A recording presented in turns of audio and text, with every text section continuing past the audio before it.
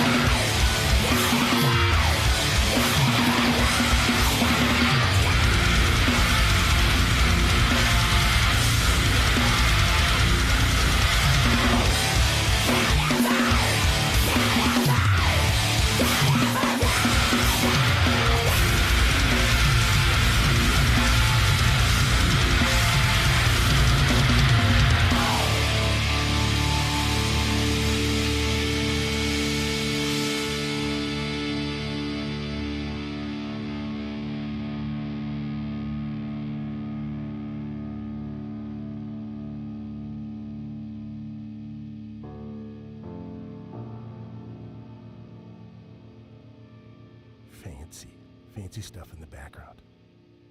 It's fancy.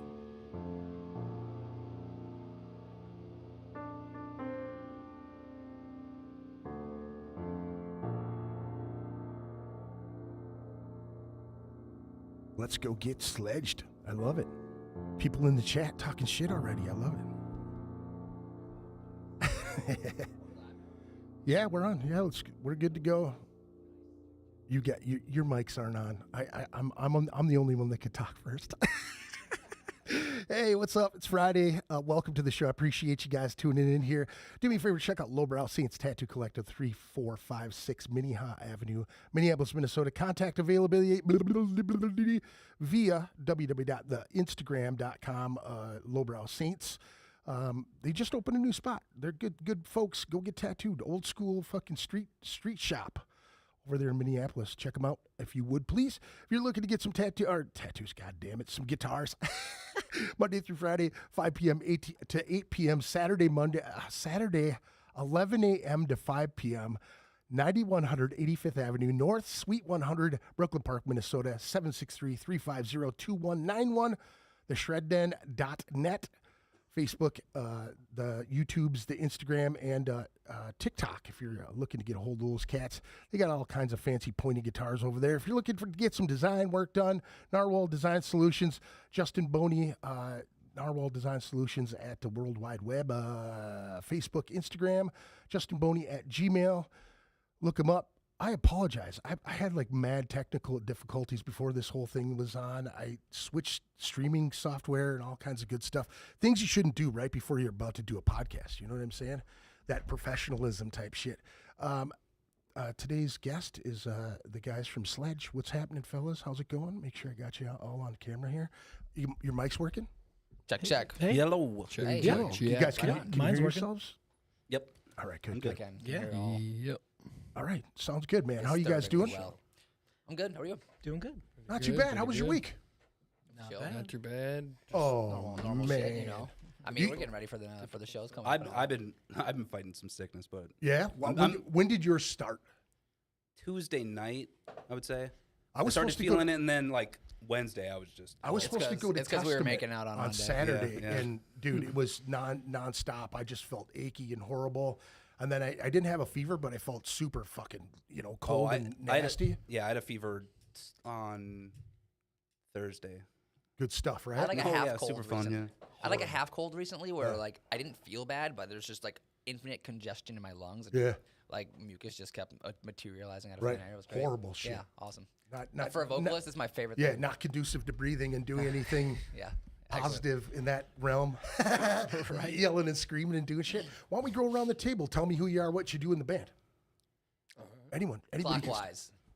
All right, I'm Ian McConkey. I play drums. Nice to meet you. Nice to meet you as well. Welcome. Yeah. Thank you. Dustin Eisenmann. I play guitar. Welcome. Nice to meet you. Yeah. Hey, buddy. Zach Hollenbeck, I play bass. Nice. I'm Shane Adams. I am the vocalist. Nice. Dude, you were a gem, man. I was hitting Dusty up just listening to the music. I was like, I did not expect it. You know what I mean? Like, I just didn't expect it, that sound, man. It Yeah. was great. What was crazy is I stumbled on, so I'm looking for all these videos for this playlist thing that I kind of came up with out of nowhere, right? I'm like, nobody has like one specific playlist to go check out all the cool shit around here. You know what I mean? From like the past to the new shit. And I was looking at Signature Tones shit, and I was going through it, and I'm like, hey, those guys are going to be up. Snatched it up. And I'm sitting there and I'm watching it, and I'm going, damn, dude. I really, really like your vocal style, man. It's very Oh yeah, cool. man. I appreciate it. It's not your traditional cookie cutter screamy shit. You know what I'm saying? And I love it. Yeah, I mean, I just, I guess, I don't really know exactly. I don't have really many like specific influences I would say that I could point to. I guess in terms of like screaming, but like I don't know. Back in the day, I was like a scene emo kid. Sure, like sure. a lot of my vocal style. Honestly, I feel like the things that influenced me back in the day were, people like Christopher Drew, Never Shout Never. Like, Well, so shit that's that. like my very first question always, man, is to ask what was going on in the house when you were a kid. Like, what was mom and dad listening to? What were your brothers and sisters listening to? And what was your first instrument? Like what was going on in the household, you know? Like that's one of my favorite things to kind of capture is the essence of, as a kid you hear so many little things. And with my children I always notice, like if you're into music you hear the vocals first, right? And then as you progress, or like guitar solos always stick out too to people, you know what I mean? It's never usually bass to me that I'm like, oh, unless it's like funk, you know what I mean? Shit like that where we're just kind of is walking along. Yeah, I don't know. Go ahead. What were you guys listening to as kids?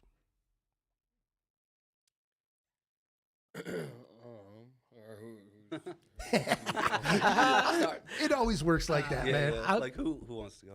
I'll go first. I guess I listened to, my mom always listened to like Phil Collins quite a bit. So like Genesis era both, or yeah. Okay. All of it really, Genesis and Phil. My dad was really into like classic rock. Like Nazareth was one of his favorite bands, I would say. But he likes the Nuge, The Nuge. Yeah. But So yeah. so was he was a Guitar Hero fan? Was that kind of like did you were you inspired to play right away, or what? Was your dad a No. My dad wasn't a musician. I guess I just wanted to learn, so I did. I guess my mom does like art, but it's more like painting. But not really from a family of musicians. Well, creatives though, you know what I Yeah, mean? Like, creative. Yeah. Yeah. Yeah. That's awesome. Yeah. So what was your first instrument? I think I bought a Ibanez electric guitar at a citywide garage sale when I was like 15. And I remember riding my bike around all the garage sales and scooping it up, and it had a backpack, so I'm riding my bike around with a backpack guitar, so it was pretty cool. Just had a guitar just sticking out of the top of your backpack? Well, no, it was like a backpack soft case. Oh, okay. Okay. So. Hell yeah. But yeah, it came Gig with it. bag. It was pretty sweet. Yeah. Nice. Fuck yeah. Yeah. Yeah, Wish I those, still had those it. backpack cases are legit. 'Cause Yeah. hands-free guitar Now, holder. how about as you're getting into music on your own? Like, what was some of the first stuff that you gravitated to? Like, were there any friends in your friend group that had like cool music choices that you were like, oh, let me check that out? Yeah. I guess I like hip hop and metal, and I guess I really got into like new metal when it was popular when I was in high school back in a long time ago. So, but yeah, no. So I listened to a lot of that and just started riffing it up. Nice. He's the riffer. Nice. How about you fellas? Well, I guess growing up, my parents, well, yeah, my dad listened to a lot of like Christian bands actually. So like I can't really think of a lot of the names, but like one that sticks out in my mind is, I think they were called Jars of Clay, stuff like that. And then so I never really heard like a lot of like, I feel like I kind of like showed myself a lot of like the kind of like rock music that most people kind of grew up hearing and stuff like that. Yeah.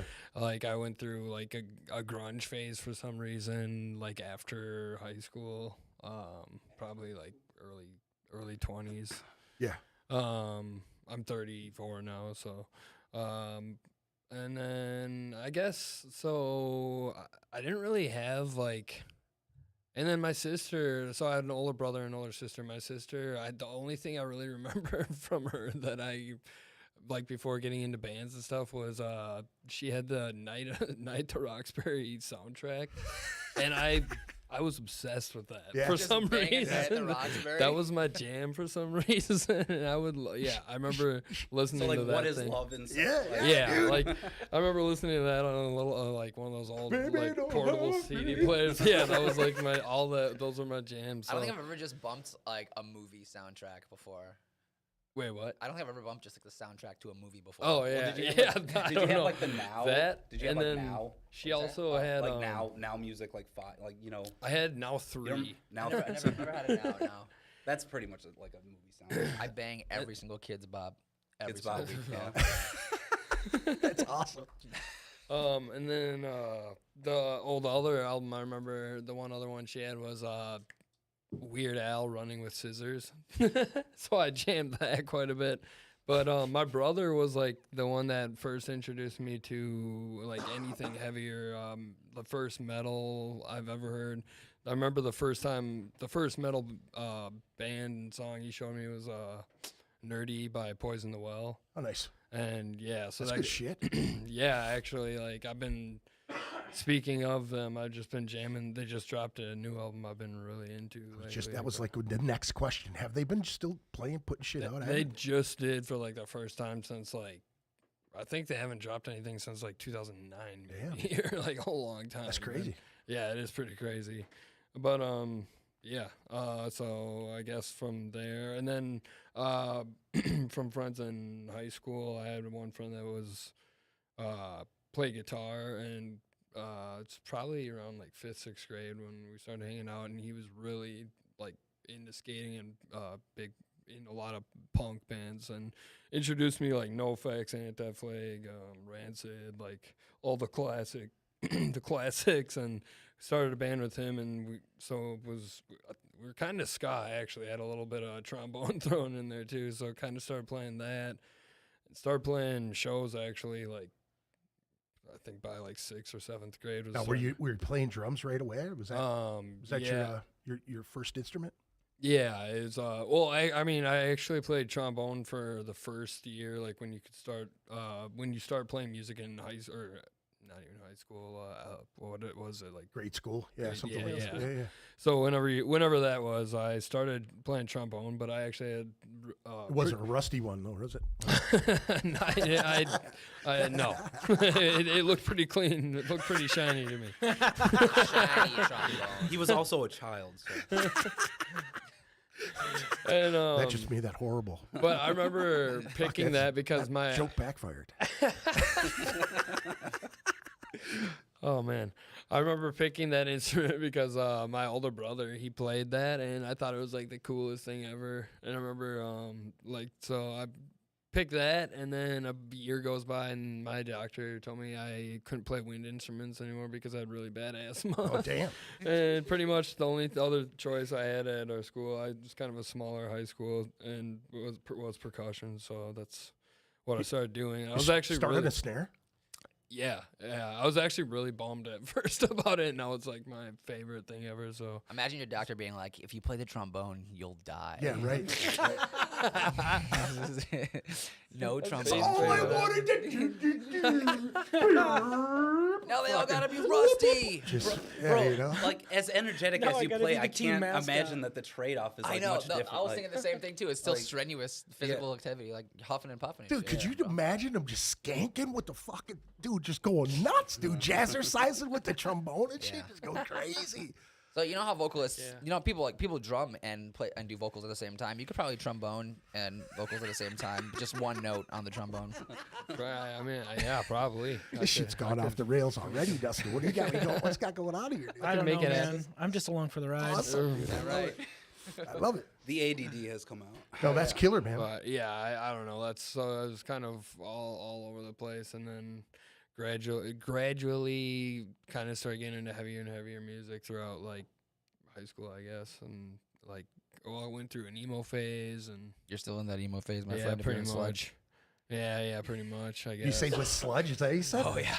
I We're never not so looked at we're it not like so that, secretly an dude. emo band. I see. I think Shane kind of makes our band an emo band. Unfortunately. Yeah, he's Or kinda- fortunately. It, was, got the it emo wasn't voice. until like my senior year that I actually started listening to metal, though. Like I remember like really starting to listen to like bands like The Devil Wears Prada was one of really like they're all like when they were like kind of they only had like a couple albums out at the time, but I remember being like all about that and starting to get into bands like that and like Bullet for My Valentine and stuff like that, and that's kind of what got me But started. I mean, with punk stuff, you're picking up the speed a little bit more, right? I mean, Oh, that's how that was like my roots was like starting with that. Well, we started doing some like covers, like Yeah.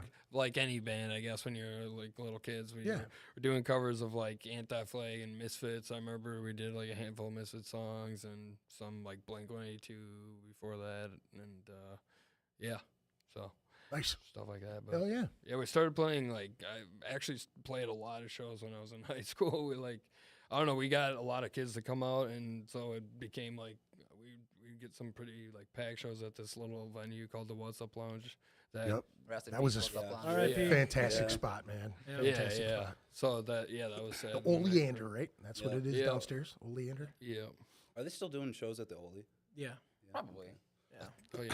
I don't know if they're like. I think you probably gotta more like know the acoustic people, but stuff. I would That's. assume. I don't well, I That's know. know awesome, man. Zimmy's band's playing there. How about you fellas? Who wants to go next? I can go next. All right. Since we're going around the table like Yeah. this. So when I grew up, my mom was always listening to also a lot of Christian music, unfortunately. But she also she also listened to a lot of like I was introduced to like she loved Michael Jackson and a lot of older like R&B shit. Like she would listen to I don't know stuff like Motown, stuff like that. But I never don't really feel like I got much of my like musical influence from that. That's just kind of what I was introduced to. I will say I do like Michael Jackson a lot, and I've noticed when I am like really dialed into my vocal technique, I kind of have similar sound when I'm up there in my range. So yeah, I would say I've gotten a little influence from that, but then I didn't listen to too much music myself until I was 15, 16, 17, but I do recall we had, for some reason, I don't know why, because my mom was she was, like I said, my dad was gone. My mom was, Christian and a little protective. So I don't even know how we got a hold of American Idiot or Blink-182 self-titled, but like we had two albums in my house, and one of them was American Idiot by Green Day, the other one was Blink-182 self-titled album. So like me and my brothers just like listened to those two albums on repeat for like a whole year or two, and then we moved to Minnesota, and I have no idea where they went, but not important. Yeah, American and Idiot. what'd you say? American Idiot. I had when I got that was like I remember just sitting on the couch and listening to it. On repeat. It was a Like, banger. I was like when I was 11, I was like, this is so much better than Christian music. I actually saw a clip this week from Fat Mike from the NoFX saying that the Green Day never sold out. He said they never sold out. They just kept playing their shit till it got cool. And I was like, he's fucking right. They never changed their style to get cool. They were always doing their same shit. Yeah, pretty much. Maybe you could argue that like I guess the argument is that bands get a little bit like poppier and they do start to cater towards a broader audience. Right. But I don't think there's anything wrong with that as long as you're not completely just like Metallica, yeah, I get it. Their stuff was always like kind of simple, and I feel like could always kind of reach like a wider variety. It just wasn't as popular back in the day.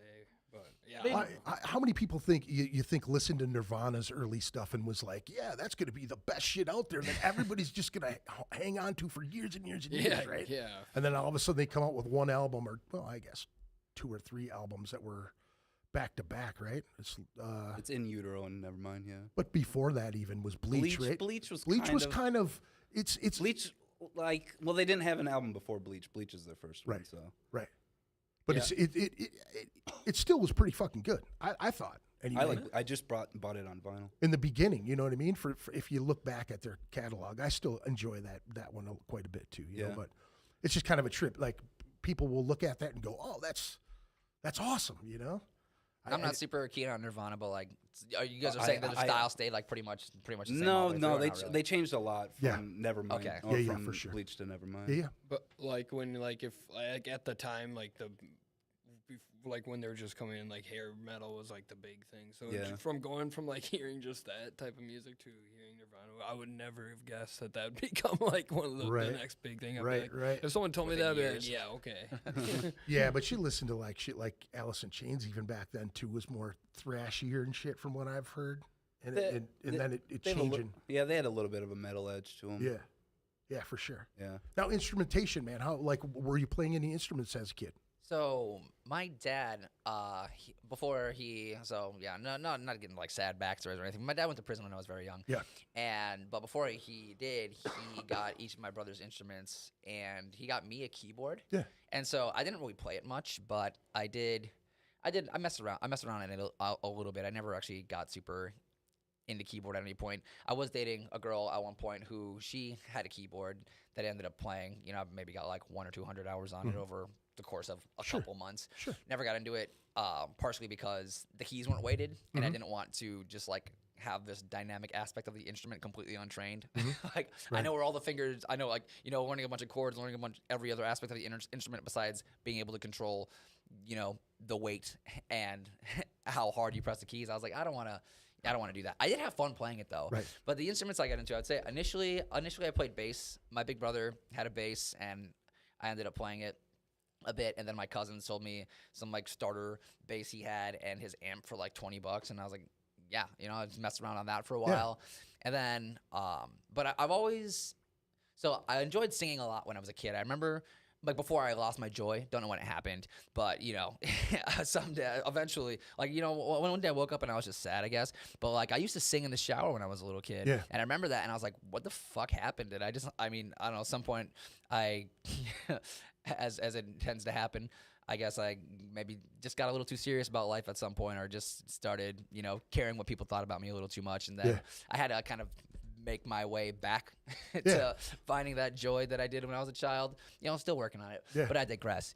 So yeah, you know, I used to sing when I was a kid, and then I kind of stopped for a while, but I always, you know, generally enjoyed it. Yeah.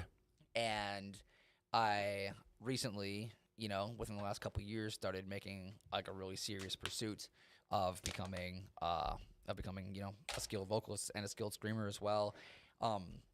Yeah, I've got a solo project as well, because I also, so the instrument I play now more consistently than anything is acoustic guitar. Okay. Because I wanted to be able to just have the musical freedom to accompany myself, not Right. be reliant on a band for anything. Which I love playing in a band, and I also love now that I do play guitar and sing sometimes, you know, that's a lot more cognitive load to have to juggle both of those tasks at the same time. So I really enjoy, Separating. just being the front man, because I'm also in a Blink-182 tribute band. Do you know who Space Monkey Mafia is? I have not. I Okay, do not. well, they're a ska band from the cities. Shout out Space Monkey. I'm looking at like the ceiling. There's a camera. Shout out Space Monkey. That's it. That's the one. You got it. But anyways, yeah. So I'm in a band with some of them. We're in a Blink-182 tribute band called Buck 82, and so you know the gist is basically that we're like, you know, discount Blink-182, Yeah. you know, thrift store Blink-182. Gotcha. But anyways, we. They're like, you know, the guitarist's like, yo, if you ever want to pick up a guitar and, you know, like play some of these parts in this band, like, you know, you're welcome to. I guess a lot of their studio recordings actually do have two guitars, even though they only have one live. Yeah. And I'm just like, no, man, I really enjoy delving into just like the full frontman energy where I'm not bogged down by an instrument and I can just run around, be crazy. Yeah. You know. Now, have you guys talked about ever incorporating any kind of like slower acoustic shit that he can just break into? I Ever? don't think he wants to. Oh yeah, they've talked about it. Dustin's like, yeah, if you ever want to have like an acoustic intro on a song, I'm like, I don't want to pick up a fucking guitar on this band. I wanted him to like start doing something, and then we all come in, you know, like that. I thought it would be cool. But I mean, honestly, I'm not like 100% opposed to it, but every time I think about it, I'm always like 80-20. Like I'd rather not, just because. That's I guess that's rad that you're able to have a project that you can separate that from, because I totally get that, because being a vocalist for so many years, I've always wanted to have an instrument to go, oh, I just want to make something over here. You know what I mean? Yeah. Sampler, something cool, something I could just push buttons on that I don't have to really put a lot of thinking into. Oh, I got to learn this? Fuck that. Yeah, I know. Yeah, Because good. sometimes I realize, you know, as a solo artist, that, you know, I put a lot of effort into my vocals, and sometimes I feel like my guitar skills are falling behind. Sure. But I have all these, you know, rather lofty ambitions. Sometimes I'm like, I really can't be slacking on my guitar skills. Like I've got to be. I might be a vocalist first, but I can't be like a guitar second down here. I got to be like guitar second, like up here, you know, right next For to sure. vocals. Yeah. But yeah, it's just sometimes it's hard to, you know, prioritize everything, because I'm self-teaching myself a lot of different things. Right. So what made you want to go from mellower stuff to screaming? What pushed you to that? Honestly, I just decided. Well, so like, we were I'm pretty looking sure it was. for you. Yeah. Ian, I'm pretty sure Ian hit me up and was like, "Yo, do you want to?" That's how it went down, right? You hit me up and like, "Yo, are you interested in joining or trying out for Sledge?" Because That's the same thing he said to me too. I didn't have any particular interest in this style. I just was like, Okay. I thought it'd be a fun endeavor. You know, let's just try something new. You know, I wasn't super Like legit, I don't listen to a bunch of like heavy music, a bunch of metal, really anything like that. I was just like, I just like making music, Right. and I like fucking singing. Yeah, So- Dustin and I were kind of getting this band going. Like I kind of hijacked some other random drummers' Facebook. Wanted Oh, that posts, was like crazy. looking for a guitarist. Yes. And I saw that his comment saying something about like something to do with metal. All right, and I hold was on. like, Let me stop you right there because my ADHD will go absolutely bonkers if I Okay, don't okay. stop. Keep that memory though. I got it. I got it. Young bands, do not be afraid to use this as a tactic. I don't give a shit what anybody says. Usurping other people's shit when they're not using it. Yep. I got 12 bands. Oh, yeah? Are they any good? No, they're not any good. Well, guess what? I got some guys over here. Yep. Come check these dudes out. Usurping other people's members. I'm just saying, I've done it. It's working. Yeah. Do it. All right, go Yeah. ahead. Whatever. Yeah. if Whatever. you can make something better, Yeah, whatever man. works. go for it. So basically, yeah, I saw like him commenting saying like he was like trying to get some metal project going. That's like what the realms of what I was looking to get going Right. as well. And so I hit him up, and then we started jamming, and it was like he showed me what he had in the works, and I was really digging it. And then we're like, all right, we got to find a vocalist. And the only person I could think of, like I've known Shane since like I don't know, like probably right after our high school. Yeah. So like over a decade. And I've always known him as being an awesome musician and Right. having a really awesome singing voice. And I kind of was figured like, I don't know, I feel like when looking for a vocalist, it's like sometimes good to go with something that maybe you Out of the wouldn't- box. yeah, exactly. dude. Exactly. Fuck yeah. So, and so I just ran, I was like talking to him about it, and we just decided to ask him. Now, were you guys already were you already having riffs laying shit down? Oh yeah, we were practicing. Okay, so like I'm gonna Yeah, it's talk. a- I'm gonna talk a little bit about. We're skipping around. I don't want to Okay, forget okay. about you when it comes to this early shit too, though. But go ahead. It's kind of a crazy story how me and Ian met. I was living in New Ulm at the time, and I was jamming with my old band Common Choir. Yep. And I was looking for another project closer to home, so I started jamming with, Ian, just because just another person to jam with, and we were just jamming, and I had these ideas. Well, I got a chance to jam with you before, and I got to sit in a room with you Oh, yeah, and that's see you right. creatively, what you come up with, and you've since Common Choir, like I've seen you fucking around with other people and Oh, like yeah. just paying attention. You've always got crazy ideas. You've always got riffs coming at you, Yeah. coming out of you, doing your thing. You know what I mean? So Mm-hmm. I'm sure you just were sitting on a stockpile ready to rip. Yeah, no, like I wrote, I keep riffs in the riff bank, Yeah. like that I write, and when I practice and I think of something and I try to remember it and recall it. But we met, me and Ian met through this Facebook group. It was like Mankato Musicians, and I put up, I put up something that I was looking for people to jam with, and Or that's what I was saying. Yeah, that's where Yeah. I hijacked the other dude. You commented on some other random Yeah. drummer. Yeah. Some other drummer posted. we both commented on somebody else's thread, and that's how we met, basically. I didn't even something. comment on the thread. I just hit you. Yeah, I right. hit you up directly. Yeah, whatever it was crazy. That's not how I totally remember it. Because but- it was the drum. It was a different drummer looking for musicians to start a band. So you just hit his DMs. and you're like, Dustin "Yo." hit- you- and Dustin but hit the you comments, and then specifically Ian mentioned that you were trying to get some DM'd him. metal Okay. stuff going. Yeah, And so yeah. I was like, okay, I'm gonna hit this. dude Again, up. young musicians, it's Yeah. the best way to do it. Just keep paying attention and just swing in there, usurp it. And also pay attention to the details here. Like he didn't comment on the post. He just DM'd him directly. Like, you don't even gotta let anyone know that you're Yeah, that yeah, you're up do to it. shady business. Yep. You Yeah. just It's go not in even there. shady. It's not just even- collaborative. Yeah, dude, why not? I mean, I Yeah, don't I think use the term shady very lightly here. It's Well, like- I mean, okay, here's the thing.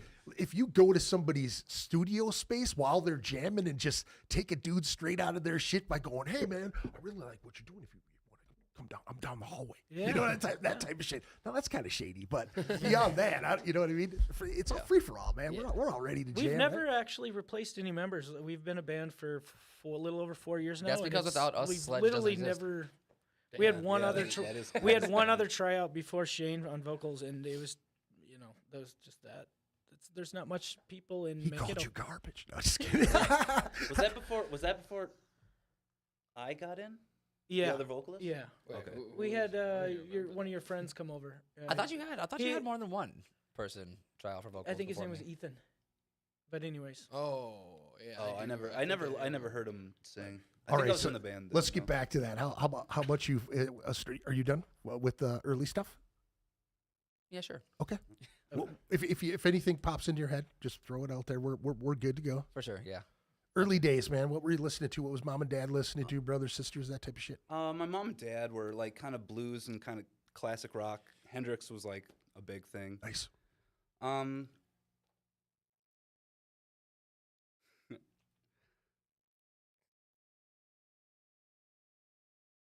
Podcast is over. Yeah, podcast is over.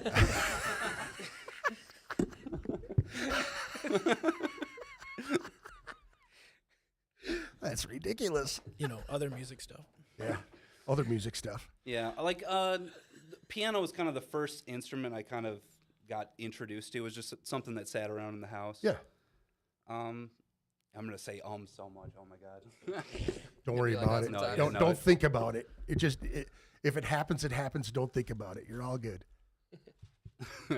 Trust me, I did a 420 podcast and I got everybody in the whole place wrecked out of their fucking mind, and then I had a panic attack. I was like, dude's looking at me going, "It's not gonna happen." I'm just like, "Shut the fuck up, shut up." 420 podcast, huh? Yeah, we Sounds got fun. wrecked. It was great. Yeah, I don't always like. I bet there's like 2 directed hours of right dialogue. on No, me it's for some all reason. good. Yeah. No worries. How about instrument wise? What did you start? Did you start? You said I started piano. on. Well, I didn't take piano lessons. It was But just you something. It was just tinkering something. around My, with my it? sister took lessons. Sure. I just kind of played around on Yeah, it. yeah. Guitar kind of came in when I was like first introduced, like at 11. Then I kind of fell out of it. I got a PS2, so Yeah. like you know. Yeah. Yeah. Priorities. Yeah, priorities. And then Shit, as a young man, that's all it was, you know. Yeah. I didn't really get back Nintendo into it. I Sega? didn't get really back into it until I was like 17, like end of high school. Yeah. And I had like the whole like I think grunge was kind of like a big thing to me. Then I was a big Nirvana fan. So like after I don't know, couple of years, I don't know.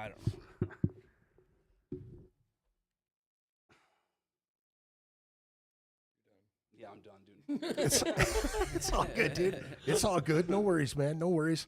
As far as bass, like after guitar, you picked up bass. Like, what was your early stuff as far as playing in bands and shit? Did you have a lot of early experiences with bands, with younger friends or anything like that? Like normally with people picking up instruments, they'll grab other dudes that are right around the same level of skill. And did you have any of that stuff when you were coming up or doing any of that? Well, because since I got into it when I was like 17, Sure. you know, it was a little later. It was hard. My buddy Dylan was kind of my main Jam buddy? Jam buddy, Yeah, yeah. yeah, yeah. Like we both kind of got into like all the same sort of instruments and like amps and stuff like that. Yeah. Getting through like death metal and a lot of thrash metal. Yeah. That was kind of like what kind of happened after Yeah. high school. Yeah. Thrash will do that, man. I mean, especially when you're picking up an instrument too, you know what I mean? It's like you just keep pushing yourself. I could see so many of my friends as kids, you know, picking up guitars and trying to get that picking and muting it and doing all that shit. And I just was like, dude, that's about all I could do, man. Let's go. Let's let it rip, you know? All right, here. How about the name? How'd you guys come up with the Sledge name? I was actually going to say before you moved on, I was Yeah, gonna say, go ahead. You were asking about like old bands. We actually have played in a couple bands in the past before this project. Yeah. Yeah, Zach one and- with my cousin. We kind of It was like kind of like a grungy well, ish. I don't know. You guys played together in the past? Yeah, Awesome. a couple times, and like he's always been like one of my favorite. I probably people knew that. in I just jam. forgot. What? I probably knew that. I just forgot. Yeah, Ian and I met through like Craigslist, I think. No, yeah, I feel like we've always like had good chemistry jamming and stuff. So like when we got this going, I'm like, we gotta hit up Zach. Yeah, dude. I remember you came to our practice, but you had like a broken arm, hand Yeah, from I was skateboarding. skateboarding. I broke He- my wrist. Yeah. Like he was like come to all of our practices for like 2 or 3 months just to chill and like listen, and then his hand was better, and I was like, man, I hope he doesn't suck. Yeah. 'Cause that would suck. You know, like, we gotta give him a spot. You know, like Right. You guys are just like waiting, and the big reveal is garbage. Yeah, yeah. And I was just like, well, Andy's also got a heel, you know. Yeah. I've actually had that situation happen before where dude was like, yeah, man, I'm going to get my stuff back. And then when he came to play, it was like a one finger wonder. Like he didn't do, that was his jam, was this one finger and maybe a little bit of this, but it was just like that. I was Yeah, going, you ain't going to cut it, bro. Sorry, man. This death metal shit's not for you, yeah, a bro. little faster. Yeah. Yep. That's about it, man. Yeah, I was trying to get on some Alex Webster or the Cannibal Corpse Yeah. finger shit. I can never really get it clean, but I can sort of do it. Yeah. What's all technique, right? You just got to keep practicing and practicing and practicing. Yeah, doing it. I was never super motivated to learn that one, though. Right. Yeah. These 3 fingers, but no The- pointer finger. Oh, okay. I thought that was 3, it. yeah. Yeah. I thought you Now, how about No, how my about finger- how about the Four. name? How did you guys come up with the name? We took the word sledge and we removed the e's. I think we were honestly just like pitching names, and I think you came up with it, Ian. You were like sledge. I don't know. I was just trying to think of like something that sounded like a metal band and that sounded like cool to me, and we were just pitching names, and then I think I pitched the name Sledge, and I think somebody else maybe pitched the abbreviated because there was already like a handful of bands that With the Go by name, the name. sledge. Yeah, I think I looked it up on Spotify, and I was like, dude, we can't. had to Also switch it Sledge. up a little bit. Yeah. Make it, make it a little But different. if sledge was an acronym, I- But what now, does it- now what do you people think it stands pronounce for? it in like 5 different ways. So we got that's cool. sludge. we get sludge quite a bit. Yeah. Yeah. Yeah. Sledge. Was it- Sludge. People just Zach, guess when you the missing joined- vowels. When you joined, It was Sledge, and then you guys dropped the last E, and it was like Sleg. Yeah. Sledga. You're right. Yep. And then it was just. And then, yeah, sledge. it was the band I email. I'm pretty joined- sure the band email still has the E in That's- it. Yeah. Yeah. So. Yeah, we gotta confuse the folks. Yeah. Yeah. Right. Confuse Email- all of them. If you email our band, you won't know what we're called anymore. That's right. I want to actually pull up tomorrow's show, right? You guys got a show tomorrow in, what is it? Looks like, hold on, let me fucking get this thing up. Tremendous. St. Peter. St. Peter. St. Peter's. With the Tremendous brewing. Collapsia homies. Yeah, there we and go. Accepting fate. Metal Night at the Tremendous Brewery. Let me see here. March 28th, Collapsia, right? Sledge, Accepting Fate. It's actually Show- sludge. Sorry. just Did I say slag? What did I say? You said sludge. Okay. I said it's You I said it son right. of a bitch. How dare you? I'm already half gone in the brain anyways, dude. Here we go. Showtime, 8 p.m. to 10 p.m. Free show. You got to love that. That's down in St. Peter. That's like not too far from you guys, right? No. Ah, Mankato, right, down the right next road. door. Yep. just up the way. Was it 10, 15 minutes? Yeah, it's literally you get a 169, you're in St. Peter, and like after 10, 12 minutes. How'd you guys score that gig? Who's booking down there? Is that the cryptid dude? I don't No, know. no, This I is think not this- encrypted. I think this is just Collapsia's thing. Collapsia, yeah. They might. I actually They don't know. arranged it. All right. Collapsia did it? Yeah. Okay. Collapsia. Okay. The They Collapsia or arranged it. Collapsia? I don't know. We're Collapsia. friends with them. I It's don't know. Collapsia. Okay. Yeah, Collapsia. And then you guys have one on the 4th, right? The You and following weekend? Yes. Is that what it is? I'll make sure I put that one up here too. That will Yep, at Flying V's. Flying Our V. boys in Fragged Out. Shout out Oh, to yeah. Fragged Out. Fragged out. Those guys are Shout awesome. out, yeah. Fantastic dudes. I heard they were on the show. Yeah, they Was were. that recent? Yes, very, very recent. Okay. A few weeks ago, or actually Cool. a month, 2 months ago, something like that, maybe. Good dudes. Yeah, I They was actually checking came out on and some said, "Hey," in the chat too. By the way, Eric from Slag also did too. Okay. Let me What see up? here. Niall Flows Red, Sledge, Solero. Solera. Solera? Oh, They're sorry. another Mankato band. Nice. So how'd you guys hook up the Flying V? Which one of you guys did that one? Fragged Out asked us to come play. Nice. Yeah. And we always say yes to Fragged Out. Yeah, they're our homies. That's killer, man. We did a small run of shows with them last year. That was fun. Yeah, that was really fun. Good time. Those guys are super fun, man. I love their approach to music too, man. You know, their drummer's like has this jazz background, dude. Yep. That I Sammy. was Yeah. totally taken back by. I was like, what? He started throwing like Gene Krupa and all these like old fucking jazz drummers and shit. I'm going, what? And Yeah, I think he's a music teacher too. Scream Yeah. tune that they do, man. He does all that crazy fucking jazz shit in the beginning. I'm like, God damn, this dude's awesome, man. Yeah, and just he's always again, the shit. I love to hear how people's take on music, man. You know Yeah, what I he mean? rips Like, it up on keyboard too. Yeah, that's he does. awesome. Yeah, no, Sammy's hell yeah, great. dude. I love it. I absolutely love it. We could take a listen to another tune. I wanted to let me see here first. I wanted to ask you this one. So, what was your first local band that you saw that you were like, "Hey, I could do this shit," or like gave you the idea? What was the first thing that thought, "Hey, I could jump into this music scene. I could do this shit"? Yeah. I guess for me, it would be they were a band called Small Towns Burn a Little Slower. They were What out a of, cool name. yeah, they were That band's awesome. they were in Minneapolis, and I remember when I moved to Minneapolis, I like caught them live, and they were awesome, and I was just like, man, I got to do this. So Small towns burn faster. Is that a it? little slower. A little slower. Yeah. Either way, that's cool. Yeah, throwback. Yeah. How about you fellas? I honestly don't know if there was any one like defining moment Sure. for me. Yeah. I just, I went to a lot of local shows at the What's Up Lounge when I was like 15, 16. Back when you could experience fun at a show without alcohol. Those were the days, man. Yeah. But and then fell off for a little while. But I've always stayed like going like once it was done being with local shows, it was festivals, and I've just had a lot of moments where I just have music in my brain, and I wanted to learn how to express So that. it was just a pure drive of music, and you just it really caught the bug. It just kind of built up Yeah, over yeah. time. Yeah, it's just cumulative. I mean, that's something that I always try to tap in when I'm talking to people. Is like that feeling, that very first feeling. It's like a lightning hitting you, man. You keep chasing it. I remember going into record stores back in the day and looking for cool covers and fucking liner notes. When you buy something cool, you're like, oh, I bought this Anthrax album, and then they're thanking all the cool bands in the back of the day, and you're like, oh, I got to check that band out, any kind of cool name, and then it was artist for a long time. You look at the covers and go, oh, that dude did it, fuck yeah, it's got to be cool because he knows this dude and that dude, you know what I mean? Mm-hmm. Suicidal tendencies and all these weird things, and you get into punk and all this other shit, and you're pulling it from every direction. Yeah, I never got super into so a lot of my music, most of my memorable music experiences are live. Like I'm not the type to listen to and delve into a bunch of bands in my own like free time, but I've been hitting up live events, consistently my whole adult life, and so I just like having those experiences with friends.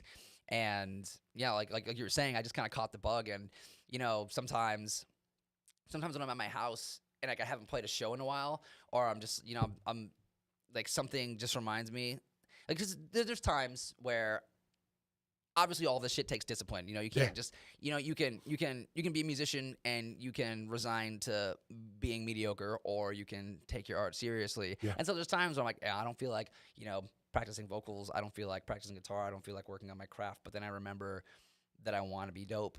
and then I remember that I want to be dope and I want to fucking play shows, and so I just have to keep doing So this. let me ask you, man, how do you practice your vocals? I mean, is it just continuous play and stretching and doing things like that? Do you warm up? Do you take the time to really take care of it? Do you smoke cigarettes? Do you fucking do cocaine and shoot lots of fucking? I don't know. I'm just asking. Hey, so fun fact, because I don't think this is common knowledge. Sure. Cocaine is acidic, and the postnasal drips are corrosive, and they will irritate your Fuck vocal everything cords. up. Yeah. So if you do cocaine, you're not gonna fuck yourself up immediately if you're a vocalist. But if you sing while you're on, basically your vocal cords are already inflamed from that irritation, and so you have to take it easy if you are doing blow. Right. And if you're doing blow constantly and you want to be a vocalist, well, you have to pick one. Sorry.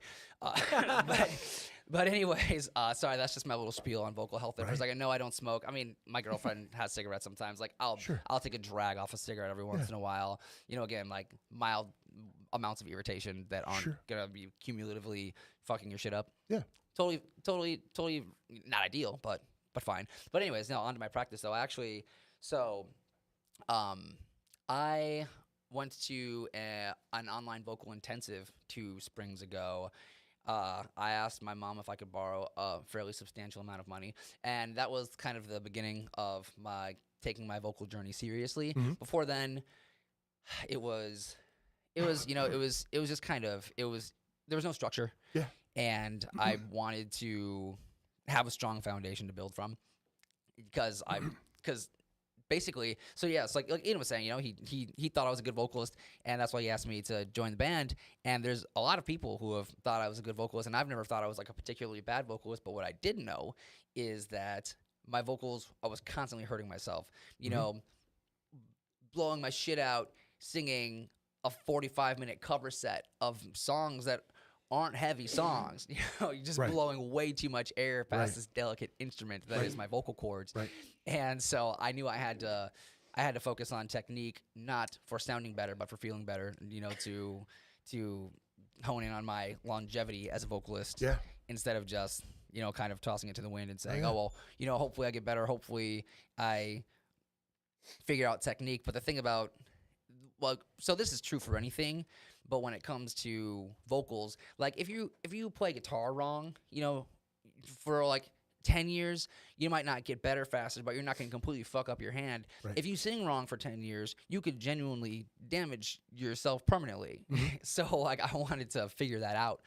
And so I could, well, more technique just leads to, like I said, more longevity, but it also just opens up more avenues for more creative aspects of your voice. If you Who'd you don't have use as a control. vocal coach, if you don't mind me asking? So the intensive I went to, her name was Arden Kaywin. Okay. Yeah, she's just some nice middle-aged white lady who is like an opera fucking master.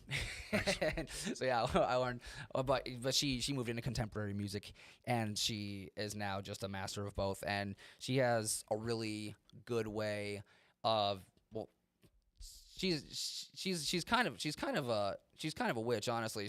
She the way she can just like tell you exactly what your problem is over a grainy ass Zoom call with whatever shitty microphone you're using at your house is just like, well, when you're right, you're right. Man, Like, that's awesome though. Yeah, she really helped me out a lot, and then now I still have access to that community to an extent, and all of the material was recorded, and also, like I said, that was the beginning of me taking my vocals seriously. Yeah. So regardless of what I learned there, it was the beginning of me going on that journey and finding other resources and just kind of just building upon what I got there. How about show day, man? What's prep for tomorrow? What do you do when you wake up in the morning? Dude, ain't nothing different in the morning, but well, okay. So I got an acupressure mat and an acupressure pillow, which obviously acupressure is the whole point of it is to just relieve tension. Right. And normally you lay on those things on your back and it hits the back of your neck. But what I like to do with my acupressure pillow is I'll just kind of lay on it on the front, like I'll lay on my stomach and then just kind of like I'm not crushing my windpipe with it, but I'm like I'll lay on like this side for 5 minutes, this side for 5 minutes, and just like get all the tension out of my neck, get nice and loose. And then I don't do a bunch for warm ups just because there's I don't want to wear myself out, so I'll just I'll give it 15 maybe 30 minutes, do some lip trills, do some some simple activation exercises, and then make sure my screams are dialed in. I'm not losing my distortion mid sound.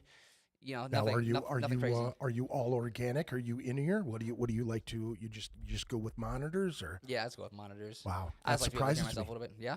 That's surprising. I'm curious why. Yeah, why does If it you surprise me? care about your vocals, that's what I'm saying. Okay. Because with in-ear monitors and they're fairly affordable these days. Okay. You're really going to get every bit of that voice that you want. Okay. You know what I mean? And you have the ability to control all of the sound without fucking with anything outside. Okay. So you don't have to rely on a sound guy. It's just what your mix is through your monitor mix here, Yeah. So Well, that way when you're if the sound on stage changes, your sound doesn't ever change. Right. And so you're not, because at First Avenue, if you've never played First Avenue, the best sounds on stage. It sounds exactly like it would be on a huge concert. It sounds amazing up there. You can hear everything from to everything. You know what I'm saying? Sure. Now, when you get to Club Underground, you ain't going to hear fucking dick. So you might as well, if you don't have good control, you know what I'm saying? Now, when you're screaming, I would say more with clean vocals. If you can't hear your clean vocals, you're going to push that much harder. You know what I mean? Yeah. And It's always stress pretty it easy more. it's easy to hear. Usually pretty easy to hear my clean vocals. You Usually sound they- like you have a very strong, clean vocal. You know what I mean? Yeah, So- yeah.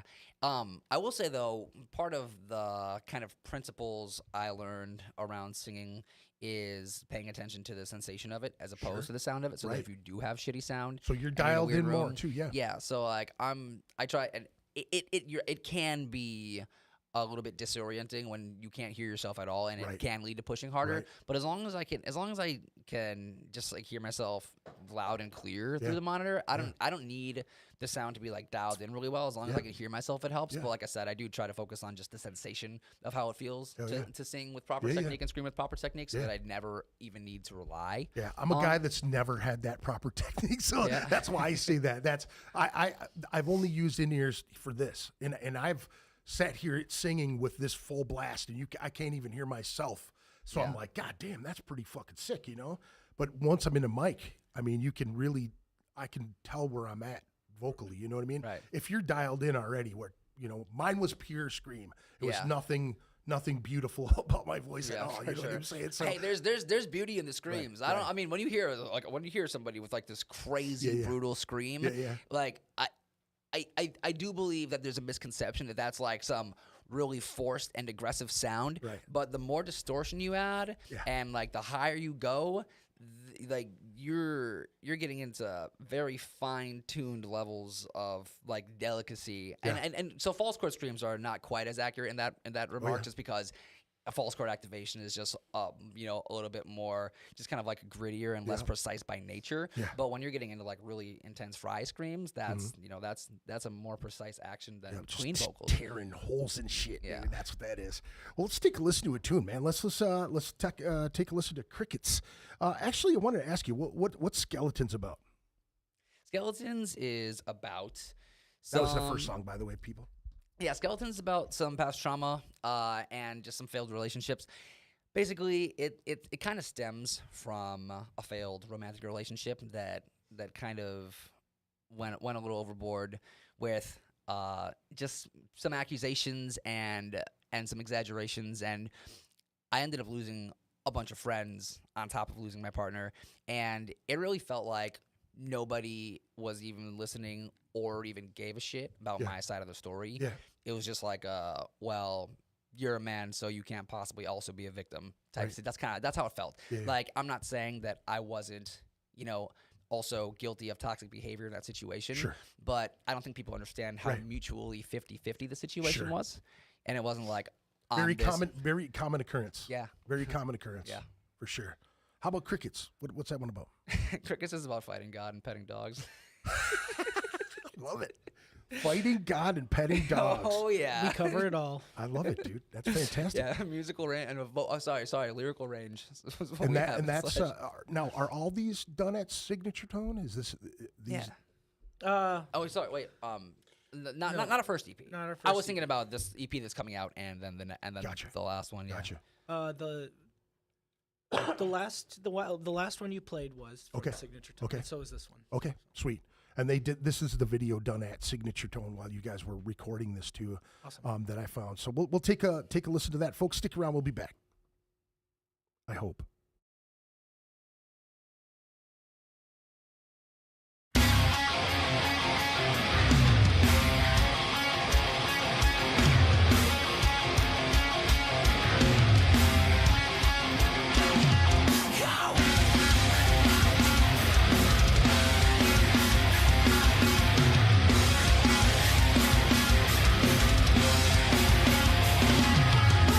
Why can I run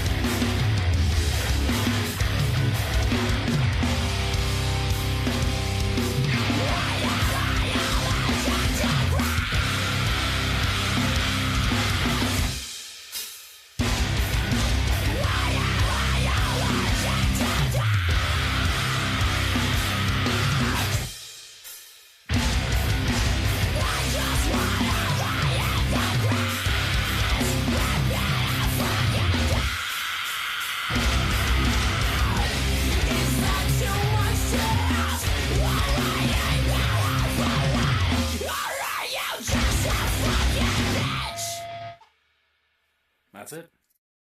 Perfect timing. Look at that. Yeah. Where did you I go? totally screwed that whole up. Didn't that Ian whole go thing to- up to you. didn't It's he all cross good. his Welcome path? back. Hey, thank you guys for sticking around. If you did, thank you everybody for joining in the chat. I have my monitor kind of to the side of me this time because I tried to do something else. So I'm not really paying attention to you, chat folks, and I apologize for that. But it's difficult to have a meaningful conversation and try to keep in the chat as well. So that's why I told these guys, like, if you guys want to pay attention to the chat, because I don't know what the hell's I don't know going how on. streamers do it. Play games at high levels while they're Well, talking to chat. It's because you have to have them like placed properly, and I've got my shit spread out weird. So it's normally I have things spread out differently, but I have. Chat, is Greg cooked? Why, yes, I am. Thanks for asking. So we did listen to Crickets. That was from the Signature Tone. Them guys playing that stuff, doing that stuff, and recording it live. That was fantastic, dude. I like that video. Those guys did some cool videos, man. They do cool shit over there. Yeah, no. I wanted to ask, what's it like working with Adam Tucker at Signature Tone? Is that something? Have you worked with him quite a bit, dude? I had never worked with him until this project in Sledge. Yeah. And yeah, he did our last EP and the one that we're about to release. And his workflow is great, super comfortable.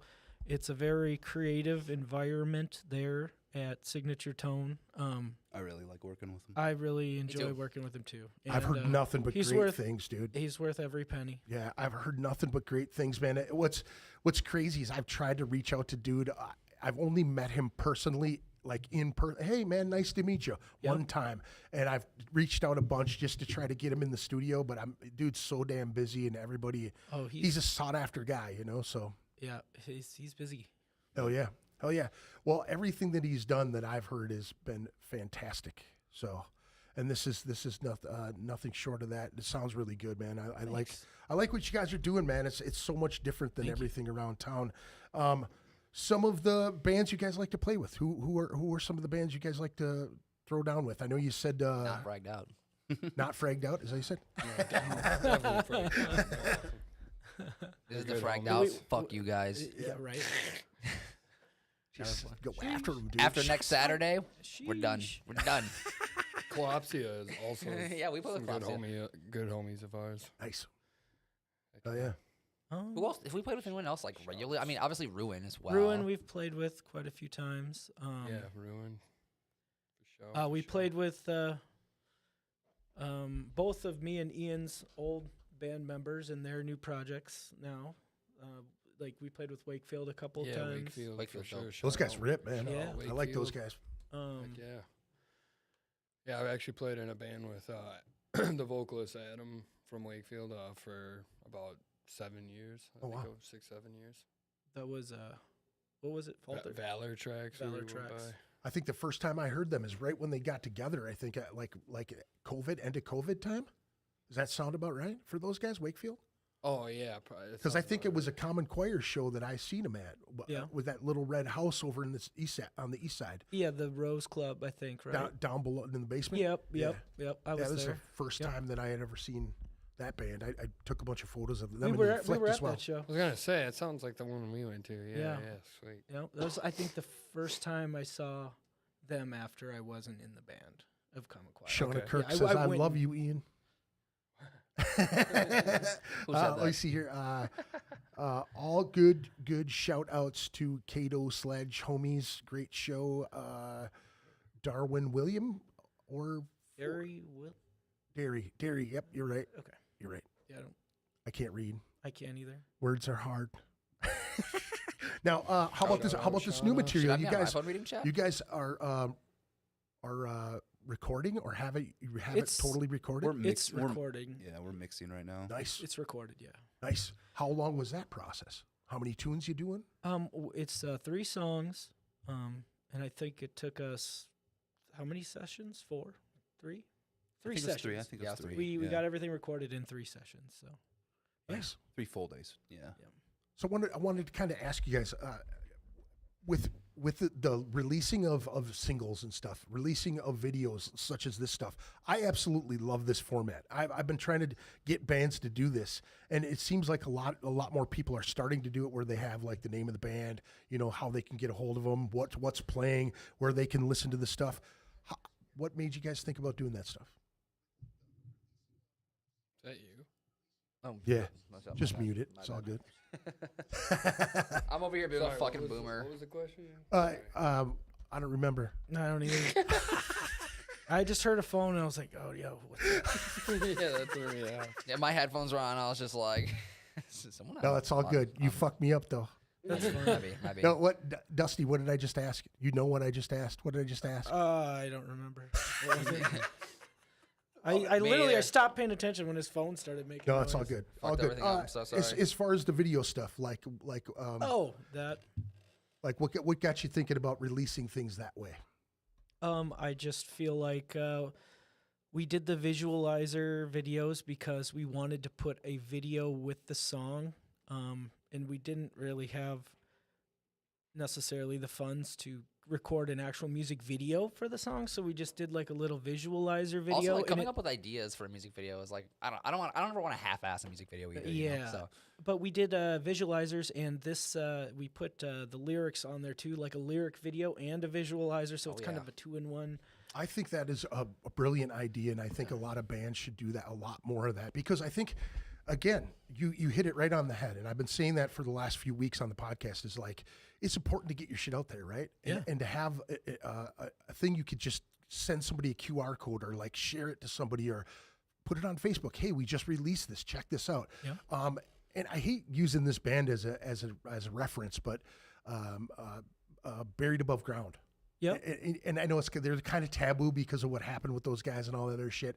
But here's the thing: is like, I think right about that time is when people started releasing things. I'm not going to coin it to them or anything, but in increments where you're just slowly trickling it off. Like if you're off doing a bunch of shows or you're doing things like that, and you don't have the time to go, okay, we're fucking to do all these videos and shit. You just kind of, EP, you're doing, one song here, one song there. Okay, we're going in the studio. We got 3 songs. We'll just do, visualizer videos or whatever. I think it's such a great idea. I've also been trying to push that whole having a black and white, logo on your Facebook page for bands that are booking your band. Like, hey, dude, instead of getting a hold of you and making you email the shit, having a folder on your Facebook page that just says logo, has an 8x10. You know what I mean? You can just take it. Super easy. Super simple black and white logo. But the video thing, man, I think it's such a it should be used a lot more. You know what I mean? It's such an easy way to do it. You can cycle the info, like, get our merch here, things like that. How about merch? How is it important for you guys to keep the merch up and popping? Yeah, we don't have like an online store or anything. You have to come to our shows to get our merch. We will, if you message our Facebook, we will, find a way to get it to you. But yeah, Ian makes our merch at his work. So that's been super helpful. We got a guy that does it for a living, screen printing and things like that. Yeah, I've been pretty much other than like one of our shirt designs. I've done pretty much like all the art for all the band art for the merch and Just layout wise, or just all together? all together. Pretty Nice. much. So yeah, I like run everything by them, and we discuss it and tweak stuff, but yeah. Yeah. It's always been something I went to school for graphic design, so it's always been something I really enjoyed doing. So it's been cool being able to incorporate it. Hell yeah. It's the band Deterioration. Those guys print their own merch. And so they'll come up with, dude, they had the sinister Slipknot after Joey died. It said 2 down and 7 to go. Oh, no. And I stood there and I went, oh, that's fucking raw, dude. Because it was like the day after he died. And he just stood there and he went, that's going to piss people off, ain't it? And I'm like, fuck yeah. So they have access to their own equipment then? Oh yeah. They run their own shit. Just tons of, you know what I mean? They'll do camouflage hats one run, and they've done so much crazy shit, weird shit, made puppets. I mean, they've done all kinds of crazy shit, man. Deterioration. That's fantastic, man. That is like, that's a key fact too, is to have a guy in your band that does merchandising. You know what I mean? Yeah. Or has the ability to do the art. You know what I mean? Because paying somebody these days, it can be extremely expensive. I love Justin Boney's work. He's a fantastic artist, He's done work for us. and he did he's art got for you know shirt. he does fantastic work. You know, but we all know that it's not cheap. You know what I'm Oh, yeah, saying? yep. Like good art is not cheap. And by all means, you know, like get the good shit. Don't use AI. Don't go and, you know, Right. create some cheesy shit. You know what I mean? Like make a professional do this shit for sure. But what's some of the goals for Sledge as far as like recording, touring, distro, merch, anything that you guys, are there any goals that you guys have in 2026 that you would be like, yeah, I really want to fucking do that shit? I guess for me, I'd like to do another like week or two run. That'd be fun. Pretty much just try to build a bigger fan base and get more shows would be cool. Like I'd like to try to play more often and maybe a little bit more of a reach, or I don't know. I feel like it would be nice to try to play around the cities more. I just feel like that's like kind of where the bigger scene for the music is. Right. How do you? Let me ask you this: as a band, what do you think is like kind of the sweet spot for playing out in the cities, or would you say in the area? What would you say is a sweet spot? Like a venue? No, I mean like how many times a month would you play? Honestly, I'm down. I mean, I feel like we're all kind of down to play as often as we can, more or less. So I feel like playing 2 or 3 times a month would be dope. Personally. In different areas. Yeah, though. yeah, Not yeah. all That's what I was Yeah, kind of yeah. asking. That's the. I mean, I would playing every single fucking month, multiple times a month is fantastic, but you got to spread it out a little bit. Yeah, we I think spread it that's the key, man. Like I don't know.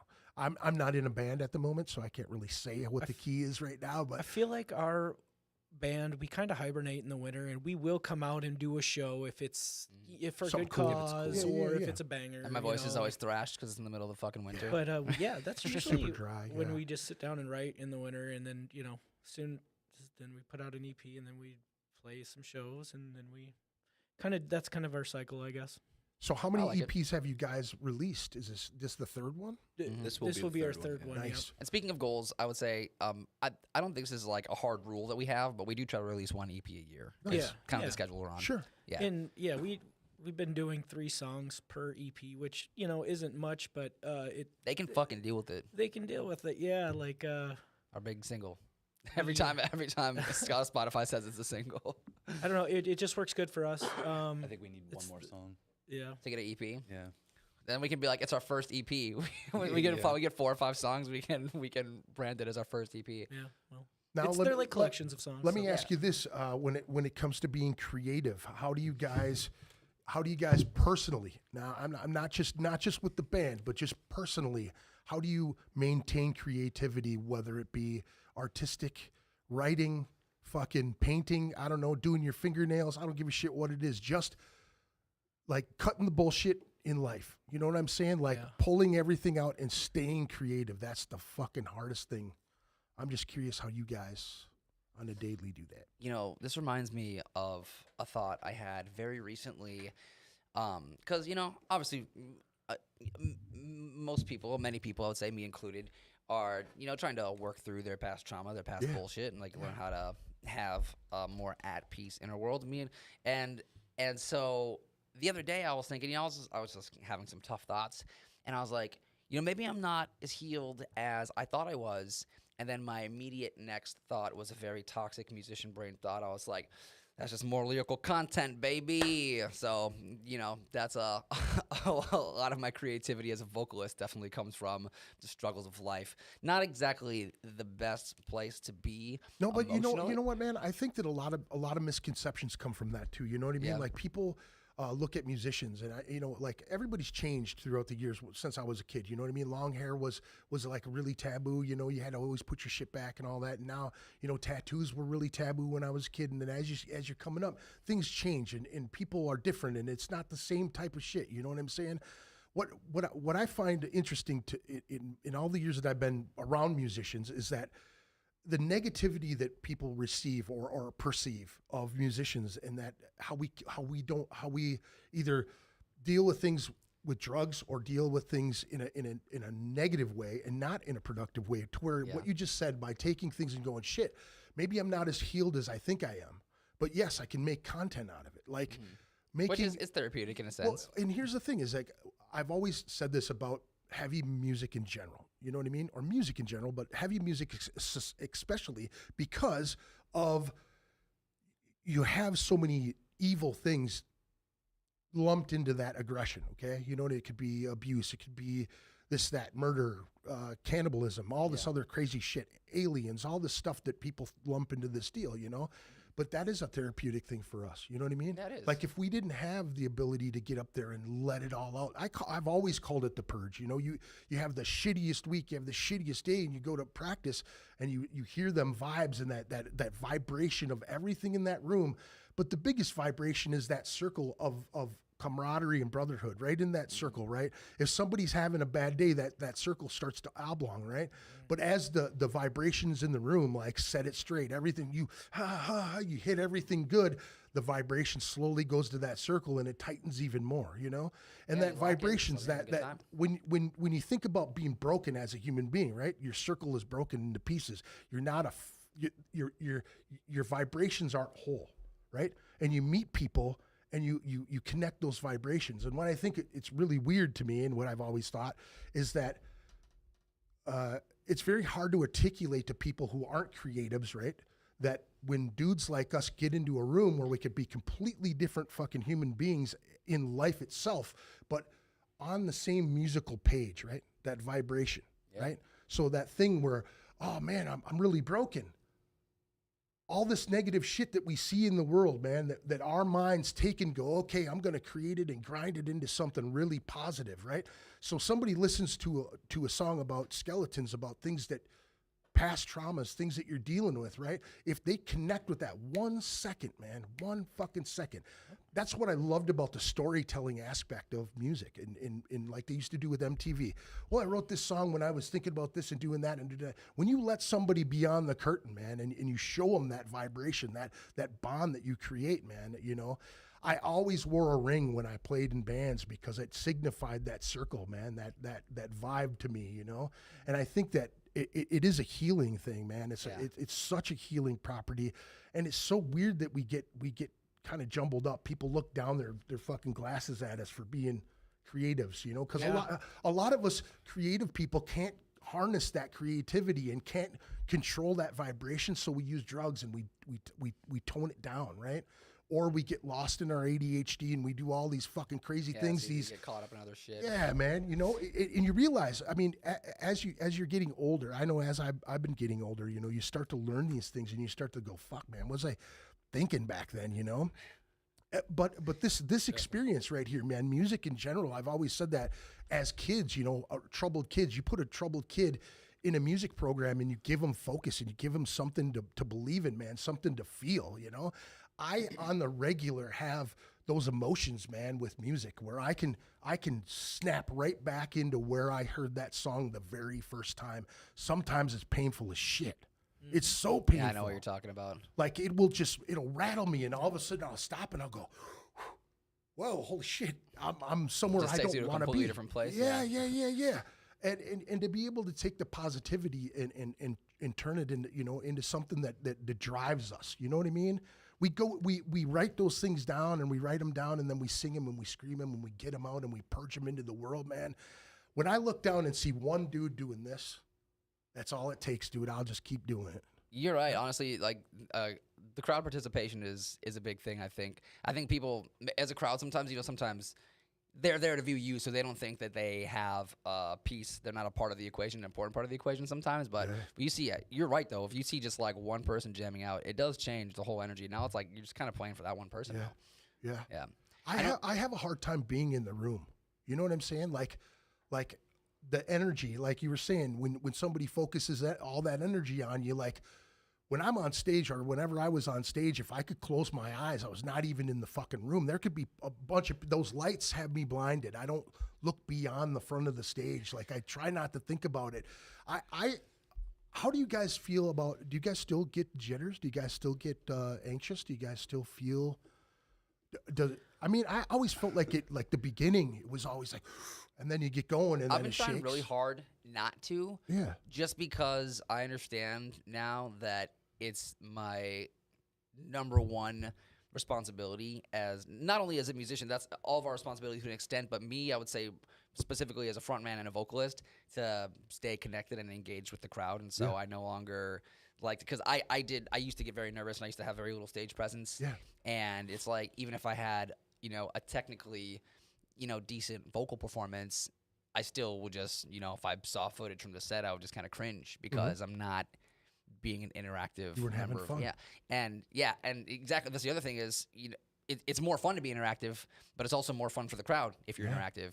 And there's more dynamic shit that can happen and more interactive things that can happen when, so a concept I learned recently is like, a lot of people, it's hard to break the ice sometimes. Like people prefer to know that somebody likes them before they tell someone else. It's like if I don't know if you if I don't know if you like me or not, I'm not going to approach you. But if I know that you like me, I'm going to be more likely to approach you. The same energetically, that's what I need to do as a frontman. I need to let the audience know that I like them. And I don't mean to put that in quotations as if I don't actually like them. No, I get it. But it's like, I need to be inviting so that people feel more apt to respond and reciprocate. Or else they're just watching me checked out on stage, and that's not an experience. So I asked the question, and then I just went on a rant. So tell me how it is that you guys keep I enjoyed your creative. rant, though. Thanks. How do you guys stay creative in your everyday? Well, I guess like going back, I've always just I don't know, just like looking up, just like scrolling, finding new music and looking at art, like scrolling through, just like. So let me ask you this: as a graphic artist, do you see flyers and go, I like how they put that together, or do you like appreciate shit like that? Oh yeah, definitely. So like t-shirts designs. Now that you screen print, do you walk up to other people's shit and go, oh, that ain't here. That's fucked up. It's gonna be fucked up in a week, dude. That shit, you try that shit, it's gone. Kind dude. of, kind of. Hell yeah, I did. Like we have some pretty, like we print all our stuff on pretty nice, like nice quality, comfort colors, and like so I'm kind of like Dude, picky about it now. So when you go to buy a shirt in a store, do you stop? I honestly like don't really buy shirts in stores anymore. Like I make that shit. now. I like that shit. Oh, I can make that. I try not to buy shirts because like I have so many shirts, and like from the stuff we make, I usually keep one or whatever. But I went to a metal show like a couple weeks ago, and I broke down and bought one of the shirts because I was like, it was just like with such cool design and everything. I was like, I gotta get this. Was it good quality though? Yeah, and it was like a really nice quality shirt, and like everything Fucking about better, it was Ben. spot on. Well, that's good. So you just keep looking for that. Yeah, I guess, but like also I feel like just like you were talking about like struggles and all that stuff, and I feel like that's like been something throughout my life that's really drove me, and like drums have always just been like one of my like beyond like any thing that's been like just therapeutic and an escape. I guess the best way to just like let go of everything and just kind of zone out and I just like dude, enter. they fucking charge people to beat on shit in rooms. You know what I'm saying? You do it rhythmically. That's what's awesome. You know what I'm saying? They charged him too. It's like $10,000 for a drum set. right. So I feel pretty blessed that I actually had parents that were cool enough to let me like smash stuff. Like Big shout out to parents that do that shit, man. I appreciate those parents because they allow our lifestyle, the things that we love and enjoy so much, they allow their kids to continue, you know, and it passes along to it. That's Ian still goes to his Yeah, to parents' this house. to day, jam. yeah, it's still. That's He still goes there to. His show it kit about is at once his a parents' week. house, not at the practice space. It's at his parents' house. My main acoustic one that I use at shows because it's too loud for where I live. Yeah. So, but like about once a week, I'd say I go out there and jam, and Yeah. they're We used to, when the They're band about- started, we practiced at Yeah, his yeah, parents' yeah. house. That's And, awesome. like I was Shout out to 38 your years Shout old, out going to to my Joe. homie's Awesome, dude. parents' house Hell to yeah, jam. dude. Big time, dude. That's a real Shout out. normal thing if you've Hell been yeah. jamming with Ian for a while though. Yeah. Okay. How about you, Dusty? How do you keep creative in your endeavors? I like. I watch Weed? Yeah. There's that. I watch sports on mute and I just riff. That's pretty fucking That's cool. what I no? like to do. Dude, do you see it when somebody takes off and you're like here he goes. I've noticed. I notice if I pay too much attention to one thing that I'm doing, it doesn't work. So if I just do half of my attention watching TV and then half of it writing riffs, Is that why the sound's off? Yeah.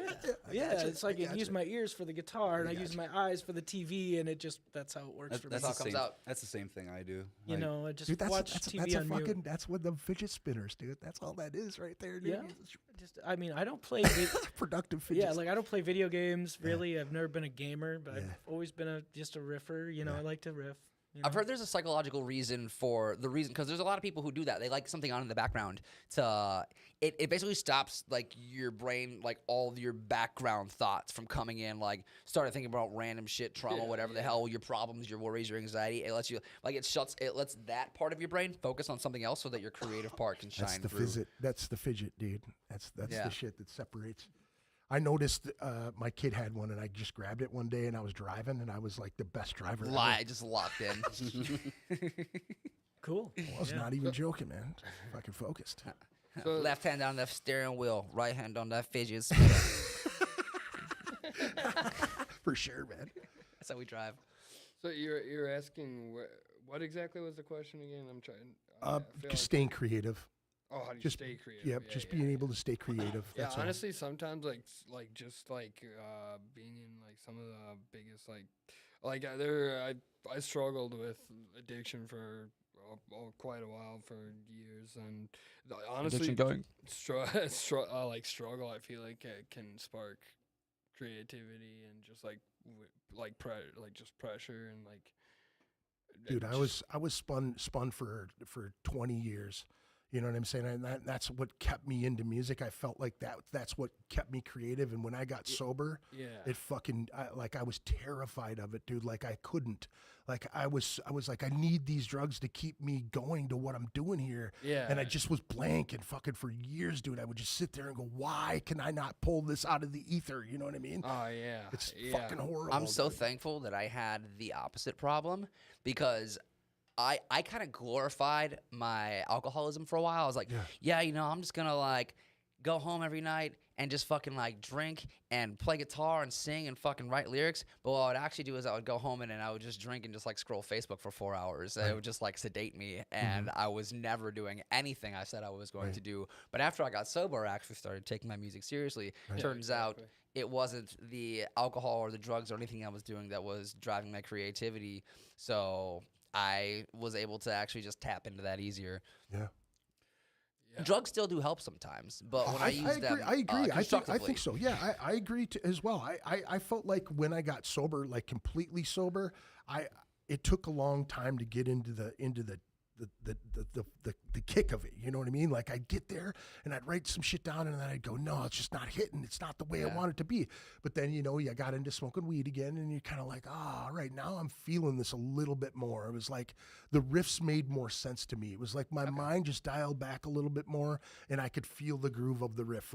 For some odd reason, I always thought that. But when I was completely sober, I was like, this is like pulling fucking teeth. It was horrible, man. I know what you're talking about. I go back, you know, if you're a jotter, I don't know. I've got pieces of songs all over the fucking place. If it's not, you know, one of these or one of those or fucking on my phone, or I mean, the last time I checked, I had like 13 or 14 half little pieces of songs, and then the time after that it was like 21 pieces of songs, but they're all over the fucking place. And when I was sober, I would lose track of them. And then when I got high again, I'm like, what the fuck? What did I write this shit about? Like, what is this? Like, You know, I couldn't actually- connect with it, you know? Actually, speaking of being a jotter, so the point of jotting obviously is like, oh, I have an idea, I will return to this later. Surely I will return to this idea later, absolutely. Yeah. But I actually very recently, because I don't leave notes everywhere. Yeah. I probably should. I mean, I should just write wherever I feel like it or wherever's most convenient. But what I try to do is put it in my Google Drive, cloud, somewhere I can access from anywhere, so that I have it if I have access to the internet. And I actually went back into my folder full of jots and just finished lyrics from a jot. I didn't think it was ever going to happen. I didn't think I was ever actually going to finish lyrics, because I had a couple lines from the song. I ended up taking it a completely different direction, but I was like the other day, I was like, I'm going to write some lyrics. And I was like, I already have ideas started. I don't need to start fresh. And so I just picked my favorite one and actually finished the song. Fucking A, Yeah. dude. Sweet. That's the way it's supposed to be, dude. I still have fucking 30 notebooks, man. You know what I'm saying? yeah. I could write 12 more songs on that shit, dude, I'll think of a riff and I'll just give it a name and then a number, and the number is the BPM after it. So if I come up with another riff in the same, I just look at the numbers and I put the numbers together, and then I can kind of see what speeds they're at, and they might go together. Sometimes. Yeah, that's a good way to catalog it too. Speaking by of BPM. Mine is horrible. I just put a star next to it if I like it, and it's just numbered. It's just like The star system. yeah. I So fuck with that. That's still a system, though. There's like Hey. 2,000 voice notes where it's just occasionally you'll see a star. That sounds incredibly useful, actually. yeah. Yeah. you're just like trash, star. Yeah. Return to that. And then later. sometimes around it you can see like where you were building up to it or something, or Yep. where Now, you have- now let me ask you this: Are there times where the trash has actually come back and you were like, "Holy shit, that actually works with this. I think I'm going to use it," and the trash has become a star? Have you guys had any of that? I definitely have somewhere. I know I have where I thought there's no way I'm ever going to use this riff, and then it's like, we're going to use this riff. Didn't I turned that one it's riff just down. Like one of and our then songs. We're using Yeah. it now, so Right. Yeah, I was gonna say one of our songs. One of our songs, was like that. Sometimes, when a song Is doesn't that hit, on the one that we're putting out? which one? Or what was the song that we were about to trash and then redid it? Amends. Yeah. Amends, yeah. Oh yeah. It's on a new song Yeah, that that's on. that's gonna come out. Yeah. So that's a good example of the song. So basically, we wrote the song, and Drop then A sharp. it just didn't. It wasn't up to speed with the other songs. I felt like it was kind of on its own. Wasn't So- slapping hard enough for Yeah, Dustin. no. So we shelved it. We shelved it for a while, and we started playing it with new tunings. I think That's always a plus. Too. Then you add that's another way every to E- stay creative for yeah, me every is EP new is tunings, different. new Yeah. gear, new guitar, Yeah. new just a different. Do you limit yourself though? Do you try to stay like I know some like dude from Evernorth, like he's like, oh, I got to get this one because it's got 8,000 strings on it. You know what I mean? I'm joking, but that you know what I mean. Not like really. some guitar players are like, I do this in 6, I do this in 7, I do this in whatever, or I do this in a specific tuning, and then I do do you jump around or do you? I think one of the things that Sledge has always done is we haven't really played by the rules. That's good. We do kind of whatever the hell we want. Yeah, Like, why? we're not trying to make all our songs sound a certain way. We just kind of What do are it. the rules? Yeah. I have no idea, honestly. No.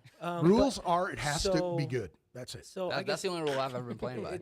we were playing by our own rules, really. Absolutely. But we went from playing in a low tuning to this new EP that's coming out. We did it in drop D, Drop so D, it's full circle. The other completely different sound, and we're already writing in a different tuning after that. So we're switching tunings That's awesome. every EP. Well, not. I every appreciate single one, but- that shit. Yeah, we're switching it up. Why stay in the box? You know what I mean? Let it fucking go, man. If it feels good, especially if you're getting creativity in another, you know what I mean, in another tone or another, Yeah. you know what I mean, on another instrument. Fucking hey, dude. Sometimes the riff just needs to go to a different tuning, and it's fine. Right. It's not the riff that's wrong. Right. It's the tuning that's wrong. Right. Yeah. Yeah. It makes sense to me. Yeah.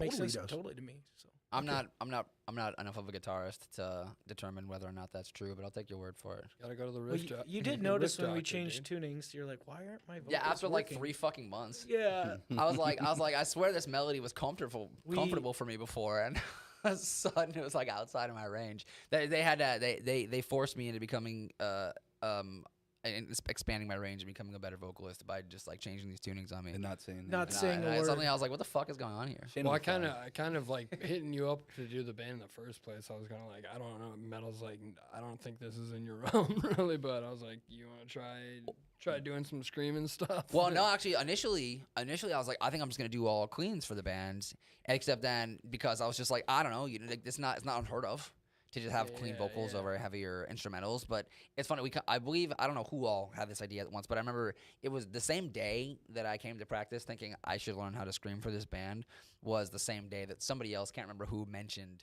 that, like, they're like, you should add some heavier parts to this, like, if you can. And I was just like, yeah, honestly, I'm on it, boys. No, dude, you're a gem, man. I really do like it. I'm Oh, yeah, a appreciate huge it, man. Thank you. Coheed fan, and I hated that dude's voice when I heard the band. I loved the band. Instrumental wise, I loved Coheed. Vocal wise, I was like, this dude is dog shit. And then all of a sudden, I just loved him. Like, The one all day of a it sudden, just clicked. That's it the did. one It just hit artist me. I've That was heard. Glassjaw for me. Dude, when I heard your vocals, man, I was watching it and I was like, I did not expect that at all, man. You know, Just like Coheed. Yeah. I don't know his name, but yeah, you wouldn't Claudio? expect to let him either. Claudio. Yep. That's The big like hair, you know? That's Yeah. the one guy that I've heard a few friends of mine have said that So have you ever heard of the band? It's So I Think the Scientist. You ever heard of that band yet? No. Oh, and you played horns? Remind me to play you some of that before you leave. Please do, because they're fucking amazing and they're very similar. They're jazzy though. They're like horns, and then it goes into there's just like this funky shit, and the dude's got a great. I do like funky shit. You'd like it. Like a good groove I mid-song. guarantee you'd like it We because need it's more very grooves. very technical. Like it does really weird mathy jazzy, and then it breaks into cool fucking solid shit. It's cool. I'll play some for you before we get it done. Let me see here. How can people get a hold of you guys if they want to book you guys? I guess the best way to get a hold of us is through our Facebook right now. We have an email too, but probably those two, email and Facebook. Sounds about right. Nice, awesome. And our dedicated sledge phone Or line if you that's in see Dustin's any basement. what? the sledge hotline. Yeah, the sledge hotline, bro. I'm not aware of this hotline. It's a big red phone Yeah, in Dusty's closet where his boiler is. just the way you snuck that in there real quick. Wait, what? Dusty will answer the phone in a nightgown. That's awesome. Sledge Hotline, how can I help you? Yeah, our receptionist. No, I was really trying to book these guys. Hey, just calm down. We'll get it taken care of. No problem. Just tell me your name. All right, Dutch. Let me get you on the list here. Where are we booking these guys? That's exactly how our receptionist sounds. How'd you know that? I figured I would. You're hired. Thanks, man. Yeah. No problem. No problem. Let me see here. Let's hit the shows one more time here. Right there it is. Collapsia. That's tomorrow night at Tremendous Brewery. Collapsia Sledge Accepting Fate. Let me see here. Show is at 8 p.m. to 10 p.m. Free show down in St. Peter at Tremendous Brewing. That is tomorrow. Yeah, right? you can come. You can Pull get up. to bed at a decent time. Yes. Not early. sure why you'd want to on a Saturday, unless you got, play Pathfinder on Sundays like I do. And then you go. You guys got a show on the 4th at Flying V with Fragged Out, Niall Flows Red, Solera, A Martyr's Dilemma. And that's 6 p.m. to 12 a.m. $10 at the door, all ages, straight edge. So make sure you do your weed outside or whatever you do. I don't know if you do. It says straight edge? The Yeah, it edge says stuff? straight edge on the bottom. Oh, / okay, straight cool. edge. So Damn, I actually don't want to play it anymore. I'm sorry, guys. That show's canceled. don't say that. They'll believe you. Make Get a hold sure. of the Sledge hotline Yeah. if you want to find out where we're playing after. Yeah. Hit the Sledge hotline. Yeah. Where can they get your stuff, to listen to your stuff? I got it on YouTube. YouTube, Spotify, Apple Music, anywhere We're else. like on everything. I think. Yeah, I mean, I guess Yeah. DistroKid gives it to whatever the fuck they're in cahoots with. So Yeah. Yeah. pretty much anywhere, I bet. Do they give you any money? What did we make We- $7? Oh yeah, we made $7 Nice. one time. Yeah, that one time. That was yeah. like bought a hot dog. a year ago, so we might So be maybe up to more, 14. maybe more. I don't know. 14, dude. 14 maybe? Help these guys make $15 this year. Yeah. dude. Absolutely. I can help them go cellophane. Hardcore, dude. Well, thank you guys for coming in and doing the show. I appreciate it. I hope Yeah, you guys had Absolutely, fun. yeah. Yeah. Is it over? Yeah. Oh. That's the end of it, right? Damn. Right Holy- here. Wait. Whoop, whoop. Thanks for having us. like an hour and 40 minutes or so, 45 Yeah, minutes. okay. or something. Wow, Okay. that went fast. Yeah, Yeah, it honestly. goes quick. I apologize about the technical difficulties in the beginning. Like I said, I should never try anything fancy right before the show. I tested it. I thought I had it ready to go. I was all excited. It looks beautiful. And then I hit it and I was like, wait, there's no signal here. And nobody was like jumping in. I'm going, what the fuck? We're playing like almost through this first tune and nobody's jumping in yet. I'm like, what the hell, dude? I'm glad we got it figured out. I appreciate you guys doing this Yeah, thing. appreciate it too. When you guys drop that new stuff, let me know. I'd like to put when you do more videos. Yeah. I would like to put those on the playlist that I got together too. So Yes, I have all perfect. those That'd be awesome. all the ones you guys Yeah, we played appreciate tonight. everything you do. Yeah, absolutely, man. Yeah, we got one more tune. I don't even remember what it's called. That's how much of a stoner I am, because I was prepared for the other program, so I had everything ready to go on that other program. I think it might be out of here. It Is is it? out of Yeah, here. yeah. It's a perfect. Tell me about that one. Does that mean we're out of here? We're out of here. Out of here is a song about being a little bit more hopeful about the future. Like it starts out like, I'm kind of trapped in my mind, Yeah. trapped in bad places, Yeah. and then but it's about me getting out of there, getting out of those places, Nice. breaking free. How do you do that? How do you guys do that? How do you guys get out of the shitty days, man? How do you break yourself out of the funk? Legit, I honestly best way Just for me. Wallow? Just fucking do it. Just fucking Yeah, wallowing is the move sometimes. It's not necessarily the best move, but Yeah, I yeah. fuck with some wallowing every Yeah, once in a every once in a while. No, I like to meditate and just focus on like I've got some material in my life that helps me stay grounded, just like some videos that I watch that Nice. just give me like a good put me back in a good mindset. Sure. Just some various material. Red And tube or also just like focusing on my craft, like because wallowing sometimes I wallow, yes, and it's alright, but I'd rather It's just be like it's all right. I'd rather like I'd be like, okay, just do something that I should be doing anyways, like practice guitar, write some lyrics, work on my vocals, just do something because I'm gonna feel way fucking better. I had one stay on that. of my idols sitting in that chair, and I asked Is it him me? that same question, and he was like, you know what? Ever since I was young, I just like sad things. That's what he said. He goes, I just like sad things. He goes, like, I write sad. I listen to sad music. It's just Yeah. what I like. And he goes, I don't know. I can't explain it. He goes, even when I'm happy, I still like sad things. I'm like, that makes sense, man. Yeah. Sometimes you got to feel that pain to fucking Right. I fuck with that. make some cool shit. True. One thing about this song, like there's a clip in the end of the song of Oh, special feature from your grandma. yeah, it's posthumous. Yeah. My grandma, I had it's not a voicemail Shane did kill after her, she but- died or anything, but like no, That like killed her. I had an old voicemail that was on yes, my the old phone, sledge and lore. it just we needed something to go in the end of the song, and we layered in like this old voicemail from my grandma in the kind of the background, so it's kind of cool. Yeah, that's real Yeah, cool. You know, to Dustin kind of threw it in as like just for like because we pl- we were talking about throwing something and he just threw it in kind of for placeholder, but we're all like, wow, that sounds awesome. Yeah, it Yeah. adds good flavor. It's just like kind of washed out, kind of like lo-fi. yeah, you can't so really you'll tell hear what's my going on. grandma like in a like lo-fi washed out inviting us for Christmas dinner, at the end of the song. So I thought that was kind of cool. It is dope. She's still alive? No.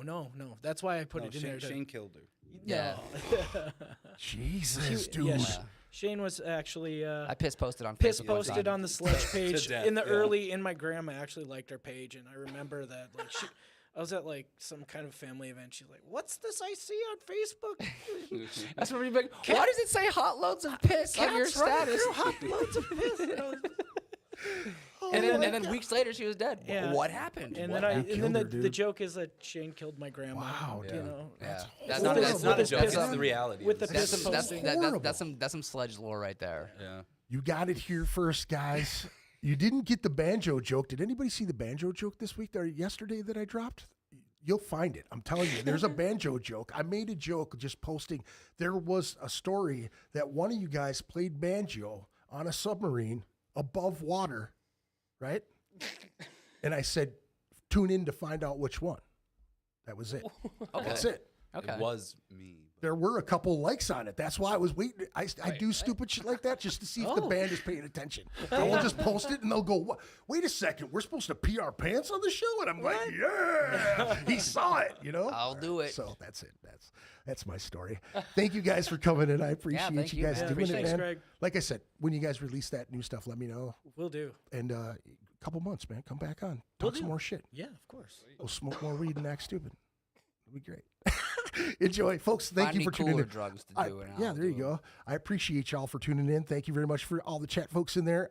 Derry, thanks for the good rant. I appreciate you. Have a good night, y'all. Peace out. Peace.